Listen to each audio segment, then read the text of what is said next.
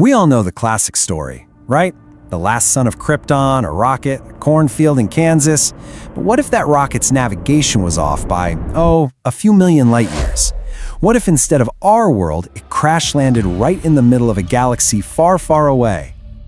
It's a huge question, really, because the Star Wars galaxy, a universe that runs on the Force and unbelievably advanced tech, has absolutely no framework for what's about to hit it. This isn't just some new player in the Clone Wars. This is an event that changes all the rules. So forget the farm. This pod is streaking down into the endless city planet of Coruscant. It's this crude, alien-looking vessel, tougher than anything the Republic has ever seen, and it's just tearing through the atmosphere. And inside, there's an infant whose Kryptonian cells are getting supercharged, not by one yellow sun, but by two. Our story really kicks off deep down in the underlevels, a long, long way from the shiny spires of the Senate or the Jedi Temple. This is a story about a hidden childhood, where a being with impossible power has to pretend he's fragile. You can just imagine the tension of this kid's life. He's found and raised by a kind mechanic named Laura, who calls him Kal. To everyone else, he's just another orphan from the lower levels. But for him, every single day is a lesson in holding back. I mean, think about it. Having to move carefully just so you don't accidentally bend Durasteel with your bare hands. And all the while, high above, the Jedi are sensing something. It's not the light side, it's not the dark side. It's just this vibrant, powerful blip on their radar that they literally cannot classify. But a secret this big? Yeah, it can't stay hidden forever. All those years of careful restraint are about to get completely blown apart in one single moment. A moment that's going to throw Kal onto the galactic stage, whether he likes it or not. And here it is. This is the moment. A massive power conduit way down in the lower levels just ruptures. We are talking about a wave of pure plasma that's about to vaporize entire city blocks. Help is hours away. For millions of people, their time is up. Without even a second to think, Kal just moves. He's a blur, faster than any speeder. He doesn't just block this plasma wave, he actually absorbs its energy. Then he starts ripping these huge chunks of Durasteel from the walls, literally molding the metal like it's clay to build a containment shell around the rupture. He saves everyone, and in doing so, he reveals that he is impossible. Well, you can bet an event like that gets noticed. The Coruscant guard shows up, Jedi shadows in tow, and they corner him. All they see is an unknown, unbelievably powerful being, and they react by the book. One of the guards, probably terrified out of his mind, fires his blaster. And right here, the whole galaxy gets its first real look at what he is. The result is just stunning. The blaster bolt, the go-to weapon in this universe, does absolutely nothing. It just splatters against him like he's a reinforced shield. You can just feel the shockwave of silence that must have gone through that squad. Okay, so blasters are out, but what about the ultimate weapon? What about a lightsaber? A Jedi Shadow, seeing him as this unprecedented threat, ignites her blade and lunges, putting all her weight into a strike that should be able to slice through anything.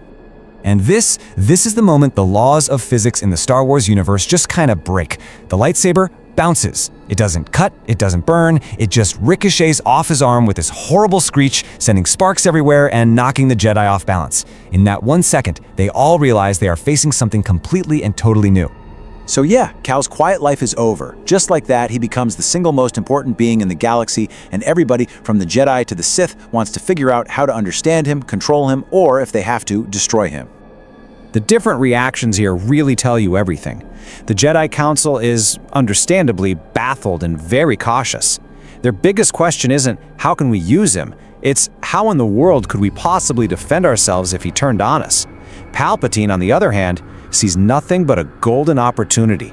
He immediately starts a whisper campaign in the Senate, painting Kal as this terrifying threat to basically weaponize fear for his own political ambitions. And Palpatine doesn't waste any time. He uses Kal's inevitable meeting with the Jedi Council as the perfect distraction. He tips off Count Dooku, and the Separatists launch a surprise surgical strike, aimed right at the heart of the Jedi Order. But this plan just backfires in the most spectacular way possible. As Dooku ships attack the temple, Kal doesn't even hesitate. He launches himself into the sky and single-handedly dismantles the entire Separatist attack squadron. And as Master Yoda watches this one man become a living shield for the temple, his entire perspective shifts. He doesn't see a threat anymore. He sees Kal's true character. Now, with this shaky alliance in place, Kal's presence doesn't just tip the scales of the Clone Wars, it basically throws the whole scale out. The war is about to get a complete rewrite. This is the point where he just completely redefines what warfare even is. At the Battle of Christophsis, he goes up against General Grievous's flagship, the Malevolence. He doesn't blow it up, he just flies up to its deflector shield and physically pushes on it until the shield shatters from pure kinetic pressure. Then, he disarms Grievous, snaps one of his arms, stuffs him in an escape pod, and just throws him into hyperspace. An entire fleet battle won, by one man. But Dooku is smart, he's cunning, he learns his lesson, and realizes you can't fight Kal with brute force. So on the fiery, volcanic world of Mustafar, he sets up the perfect trap. One that's built not to hurt an invincible man, but to completely neutralize him. And the bait for this trap? It's called the Dark Harvester, and it is a terrifying superweapon. It's almost like a dark mirror of Kal's own power source. Instead of drawing power from a sun, it's designed to drain the very life force from a planet, leaving it a barren husk. Dooku's trap has two parts. First, an energy shield specifically engineered to repel anything Kal can throw at it. Physical force, heat vision, you name it. And second, the Beast of Mustafar, an ancient monster Dooku resurrected and supercharged with dark side alchemy to be Kal's physical equal. So how do you beat a shield you can't break and a monster you can't hurt? This is where Kal proves he's more than just brawn. He realizes brute force isn't the answer, so he flies all the way to the edge of the planet's atmosphere and turns himself into a living meteor. He accelerates to orbital velocity, literally weaponizing physics itself against Dooku's shield. The impact is absolutely cataclysmic. The kinetic energy he unleashes is so immense that the shield, the one designed to repel everything, just shatters. You can hear the disbelief in Dooku's voice. Kal has, once again, done the impossible and broken the known rules of this war. So, after destroying the Harvester and dealing with the Beast, Kal's journey comes full circle. He's no longer the Coruscant anomaly or some object of fear. He's a legend, the sentinel of the Republic, and his very existence has changed the destiny of the galaxy forever. His arrival might have saved the Republic from the Separatists, but it leaves us with one huge, lingering question. In a galaxy that's all about balance, what happens to that balance when one good, godlike being can single-handedly change the outcome of any conflict? That's a question this new galaxy is going to have to figure out how to answer.